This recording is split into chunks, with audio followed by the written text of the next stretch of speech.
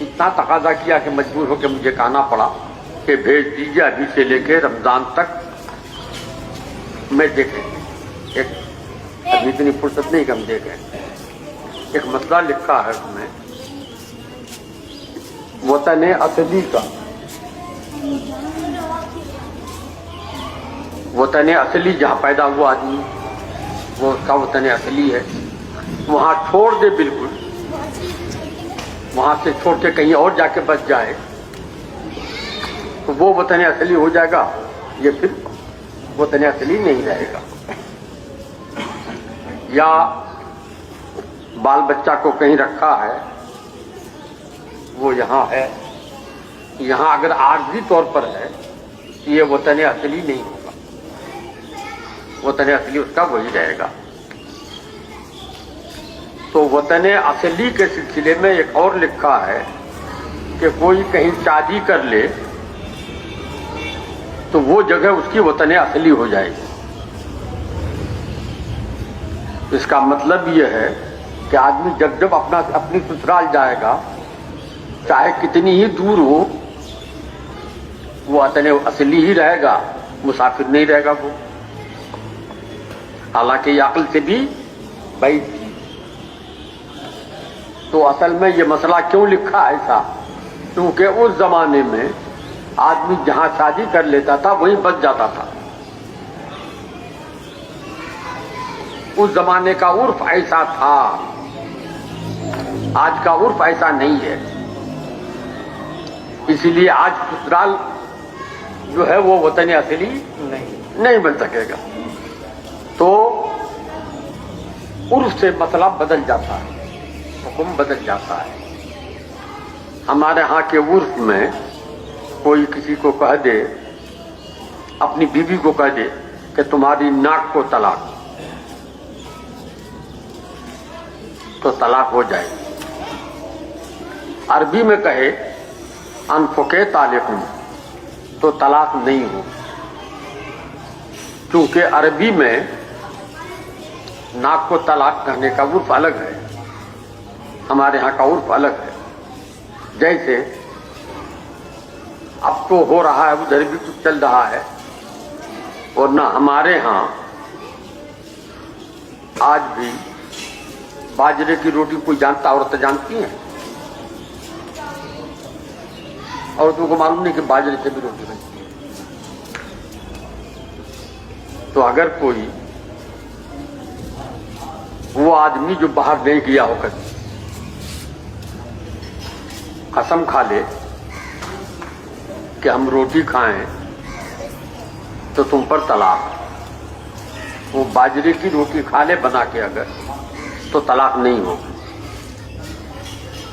اس کی دوسری مثال ہے، وہ یہ قسم کھا لے کہ ہم گوشت نہیں کھائیں گے، گوشت اور مچھلی کھائے تو طلاق، اس کی قسم ٹوٹے گی کہ نہیں ٹوٹے گی؟ نہیں ٹوٹے گی. مچھلی کھا سکتا ہے وہ، حالانکہ قرآن میں کہا گیا ہے لحمن طری، یا تازہ گوشت ہے وہ.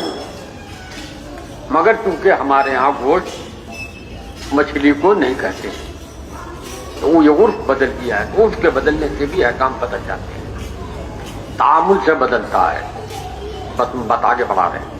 تعامل کی مثال یہ ہے کہ تقریباً 100-150 سال پہلے سے چل رہا ہے یہ کہ بال بچہ کہیں ہے، وہ ملازمت کہیں کر رہا ہے. اب اگر تنخواہ دے دیا چاہے 50,000 سے ہی، مدرسے میں مولانا پڑھا رہے ہیں، تو کھانا کب پکائے گا، سبزی خرید کے کب لائے گا، چاول کب خرید کے کب لائے گا، کب انتظام کرے گا. تو آسان یہ ہے کہ اب جہاں جو مدرس رہتا ہے وہی مدرسے میں جو پکتا ہے وہ کھانا کھاتا ہے. مسجد کا امام بھی ایسے ہی کرتا ہے، محلے سے کھانا آتا ہے. اب وہ کھانا تو متعین ہے نہیں کہ کتنا کھائے گا. کسی دن بھوک لگے گی زیادہ کھا لے گا، کسی دن بھوک کم رہے گی تو کم کھا لے گا. تو یہ تو غیر متعین ہو گیا. ملازمت کا عوض جو ہے کھانا اور روپیہ، جو روپیہ طے کیا ہے وہ روپیہ مل رہا ہے، مگر کھانا تو طے نہیں ہوا، طے تو کیا ہے لیکن متعین نہیں کیا ہے، تو یہ کھانا ناجائز ہونا چاہیے، اور ناجائز ہونے کا فتویٰ پرانے زمانے کے علماء دیتے رہے۔ میرا نام عاقب ہے۔ اب تقریباً 125 سال پہلے سے یہ چل پڑا، تو چونکہ عام طور پہ یہ چل پڑا ہے اس لیے یہ اب جائز ہے۔ اس طرح کے بہت سے مسائل ہیں، میرا نام عاقب ہے۔ تو ہم کو مکی زندگی کے جو حالات ہیں انہی حالات کے مطابق اپنی زندگی گزارنا ہے، اسی کے مطابق مسئلہ بھی بتانا ہے، اسی کے مطابق فیصلہ بھی کرنا ہے۔ آج پریشانی یہ ہو گئی ہے کہ ہمارے علماء جو کیا کرتے ہیں موبائل کے ذریعے سے فتویٰ دینے لگتے ہیں، چائے کی دکان میں بیٹھ کے فتویٰ میں لکھتے ہیں، بازار گئے ہیں وہیں پر فتویٰ لکھ بھی رہے ہیں۔ وہ کتاب میں تو مسئلہ صحیح دیکھا مگر وہ مسئلہ کہاں کا ہے، آج وہ کام آئے گا کہ نہیں آئے گا اس کی معلومات نہیں ہے، اسی لیے مسئلہ بتانے میں بھی فساد پھیلتا ہے، گڑبڑ ہو جاتا ہے۔ بریلی شریف کا جو مسئلہ ہے مولانا، میں نے دیکھا خود جب حضور مفتی اعظم کی خدمت میں رہا، عشاء کے بعد ہر دن پرانے لوگ ہیں دیکھا ہوگا مفتی اعظم اپنے قیام گاہ پہ بیٹھتے تھے اور 11 بجے 12 بجے 1 بجے تک درس رہتے تھے، کچھ لوگ تعویذ بھی لیتے تھے، کچھ لوگ مسئلہ مسائل پوچھتے تھے، یہ ہوتا تھا۔ حضرت رحمانی میں سے حضور مفتی اعظم ہند ناراض رہتے، ناراض یہ تھے، نواسے تھے، اپنے سگے ناتی تھے اور بھائی کے پوتے تھے، تو کوئی بات یاد آ گئی حضرت کو، کہا یہ رحمانی جو چاہتا ہے کرتا ہے، جہاں جاتا ہے جاتا ہے، اور بھی کچھ ڈانٹنے لگے۔ ایک بوڑھے تھے، بہت بوڑھے تھے، پرانے شہر کے، وہ موجود تھے، وہ بھی میں بھی تھا اور بھی چند لوگ تھے۔ اس بوڑھے صاحب نے کہہ دیا کہ جی حضور، اب حضرت بگڑ رہے تھے رحمانی میاں پر، رحمانی میاں کو چھوڑ کے، رحمانی میاں تمہارے سامنے تھے نہیں، آپ کو کس نے حق دے دیا؟ آپ کو کس نے حق دے دیا؟ میں ان کا بڑا تھا، میں ان کو ڈانٹوں، ان کو ماروں، آپ کو کس نے حق پہ حق ہم ملانے کا حق دیا؟ آپ میرا غصہ اور بڑھانا چاہتے ہیں، بھڑکانا چاہتے ہیں مجھ کو رحمانی کے خلاف۔ یہ اگر ہمارے اندر پیدا ہو جائے بڑوں میں، تو پھر چھوٹے خود ہی قربان ہونے لگے۔ آج بریلی میں یہ بات نہیں رہی،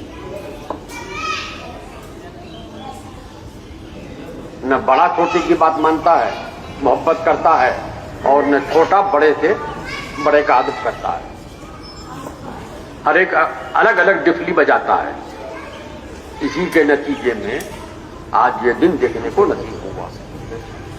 اگر وہی بات ہوتی تو آپ تمام لوگوں کو یہ معلوم ہوگا، علماء کو اور عوام کو بھی بہت سے لوگوں کو معلوم ہوگا کہ جب اندرا گاندھی کی ایمرجنسی لگی تھی اور نس بندی کا مقدمہ چلا تھا، تو پورے ہندوستان میں ایک تنہا ذات تھی، حضور مفتی اعظم۔ آپ نے فتویٰ لکھا نہیں، لکھوایا خود سے، حضرت نے فتویٰ لکھوایا، مولانا اعظم صاحب سے لکھوایا، اور اس وقت پابندی تھی، کہیں آپ ڈاک سے بھیجیں گے اگر تو ڈاک کی بھی جانچ ہوتی تھی، اور کوئی پریس والا اس کے خلاف آفتہ نہیں تھا تو سائیکلو اسٹائل کرایا، ایک سائیکلو اسٹائل ہوتی تھی جس میں چھپتا تھا، چھوٹی سی مشین ہوتی، وہ خریدوائی، خرید کے اس میں چھاپا ہزاروں کی تعداد میں، لاکھوں کی تعداد میں، اور پورے ملک میں پھیلایا. آگ لگ گئی. دلی میں میٹنگ ہوئی، کیا کیا جائے. کچھ لوگ جو تھے ان کے چاہا کہ ان کو گرفتار کیا جائے، قانون کے خلاف کیا. CID سے رپورٹ مانگی گئی، کہا ہندوستان پورا جل جائے گا.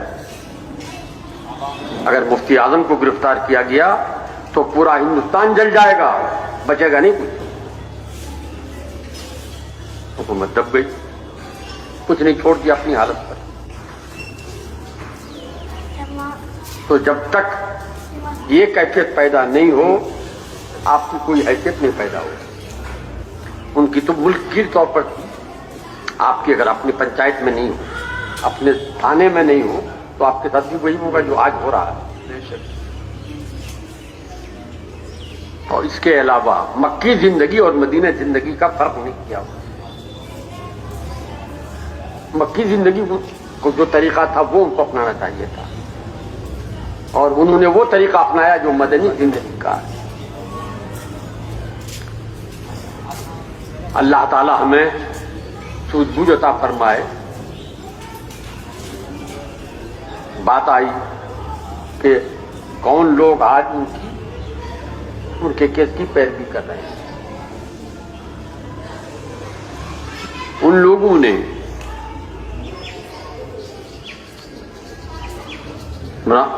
کیا نام تھا، کیا نام ہے ان کا، نہیں، اپنے مولانا توقیر رضا کی پیروی نہیں کر رہے ہیں.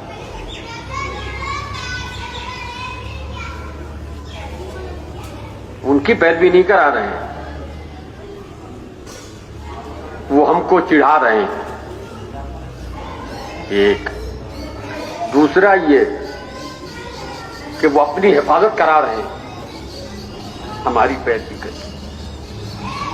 جب ندوہ میں چھاپا پڑا تھا بہت پہلے، حضور مفتی اعظم سے پہلے ہی حضرت مجاہد ملت کا انتقال ہو گیا تھا. 1 سال پہلے حضرت مجاہد ملت نے اس کے خلاف احتجاج کیا کہ ندوے پر کیوں چھاپا پڑا. تو مولانا بمبئی میں ہیں ابھی، کیا نام ہے، حضرت کے صاحب تاریخ میں رہتے تھے. انہوں نے عرض کیا کہ حضور اچھا تو ہوا، اور آپ اس کے خلاف احتجاج کر رہے ہیں، وہ تو بد مذہب ہے. فرمایا میں ان کی تائید نہیں کر رہا ہوں، اپنے مدرسوں کا مستقبل بچا رہا ہوں. آج ندوہ پہ پڑا، ہم چپ ہیں، کل ہم پہ پڑے گا، وہ چپ رہے گا. یہ دانش مندی تھی حضور مجاہد ملت رحمت اللہ تعالی. آج ضرورت اس بات کی ہے کہ اگر ان کے گھر میں آگ لگی ہے، ہمارے گھر پڑوس میں ہے، ہمارے گھر میں آگ نہیں لگی ہے، بچے ہوئے ہیں، تو خوش ہونے کی ضرورت نہیں ہے. وہ آگ میرے گھر میں بھی آئی، اسی لیے بجھانے کی کوشش وہ دوسرے کے گھر کو بھی کرو تاکہ آگ بڑھ کر میرے گھر میں نہیں آئے. آج جہاں بھی معاملے ہوئی، کیا یہ پوچھ کے ہوئی کہ تم بریلوی ہو کہ دیوبندی، شیعہ ہو کہ غیر مقلد؟ پوچھ کے تو نہیں ہوئی ہے. وہ دیکھ رہا ہے کہ یہ مسلمان ہے، بس ہو رہی ہے.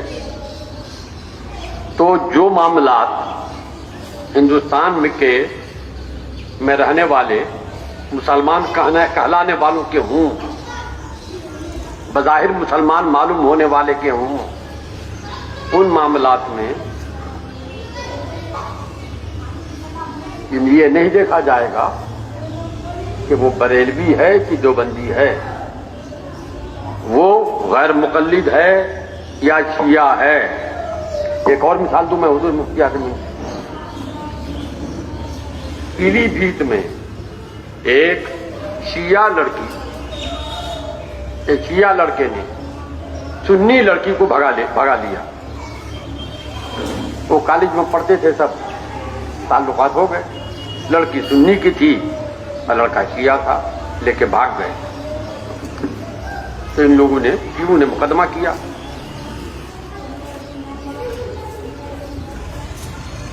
حضور مفتی اعظم ہند وہاں سے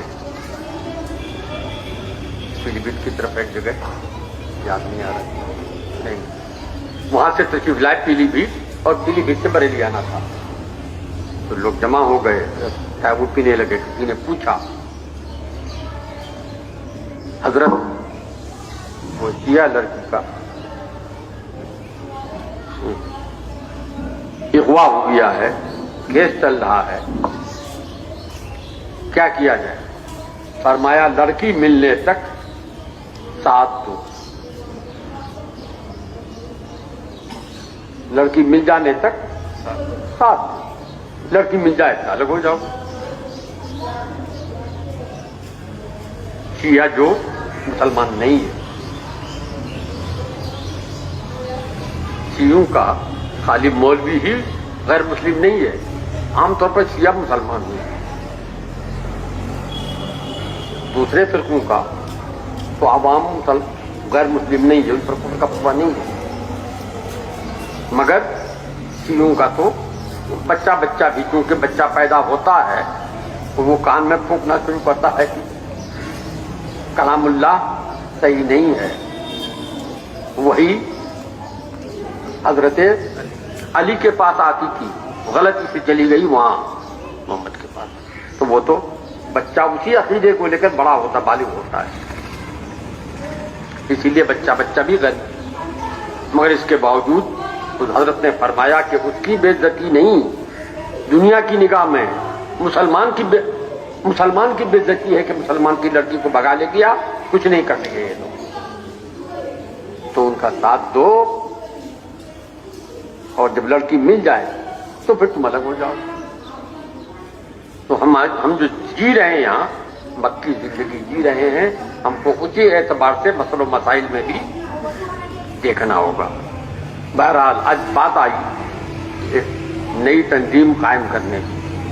افسوس کے ساتھ کہنا پڑتا ہے میں تنظیم کا بانی ہوں. اصل بانی میں اور مولوی رحمت, دو آدمی پھر وہاں ساتھ بجٹ ٹیم ہے. ایک مولانا اختر صاحب مرحوم مقبول, اور ایک قبلہ عبدالعزیز صاحب مرحوم مقبول. تنظیم کا آپ پرانا ریکارڈ اٹھا کے دیکھیے گا, ماہانہ ممبر تو مدرسہ تو اس کا ایک شعبہ تھا, مدرسہ نہیں ہے تنظیم, اس کا ایک شعبہ ہے. علماء کی تنخواہ 40 روپیہ, 45 روپیہ, 50 روپے.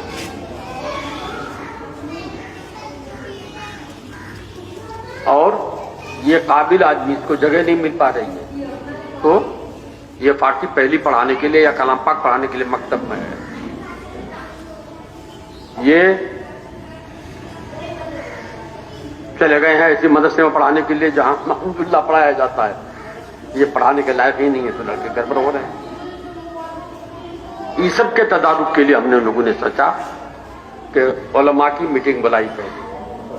علماء سے کہا کہ صاحب آپ کی تنخواہ بہت کم ہے, آپ کے پاس کوئی جائے, سب لوگ چھوڑیے مدرسہ, رمضان میں چھوڑیے, آپ کے پاس کوئی جائے تو کہیے کہ صاحب ہم نہیں کر سکیں گے, ہم کہاں رہیں گے, تنظیم والا بتائے گا. مدرسہ والا بھی کہے ادھر سے مانگ رہا ہے, تو ان سے کہہ رہا ہے کہ ہمارے یہاں رکھیے, کہ ہم نہیں کر سکیں گے. تنظیم والا جو کہاں بیٹھے, اب وہ آئے تنظیم میں, تو ہمارے ہاں 80 روپے سے کم میں مدرس کوئی نہیں. اور ان کو بتا رہے ہیں کہ آپ کے یہاں مدرس جو ہیں وہ پہلے سے 50 روپے تنخواہ میں ہیں، وہ آپ کے یہاں کے لڑکے جو ان کے کتاب پڑھ رہے ہیں، پارٹی پڑھتے تھے، بہت اچھی پارٹی کا زمانہ تھا، وہ پڑھا نہیں پائیں گے بڑھیا، پارٹی پڑھانے کے لیے ان کو دے رہے ہیں، ان کو لے جائیں تنخواہ۔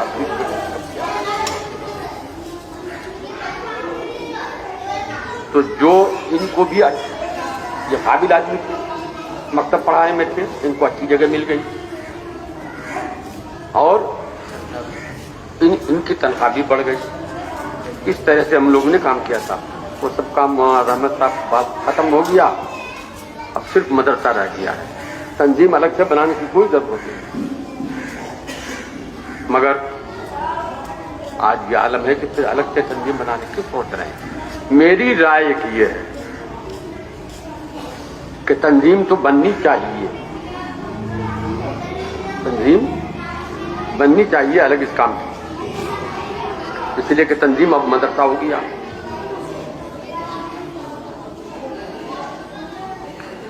تنظیم بننے کے لیے یہ آج کی محفل نہیں ہے، آپ لوگ انتخاب کیجیے 10 آدمی، وہ 10 آدمی مل کے میرے مشورے سے تنظیم کے قیام کا فیصلہ کرے گا اور بقیہ پھر کام آگے ہوگا۔ آج صرف اسی پر اتفاق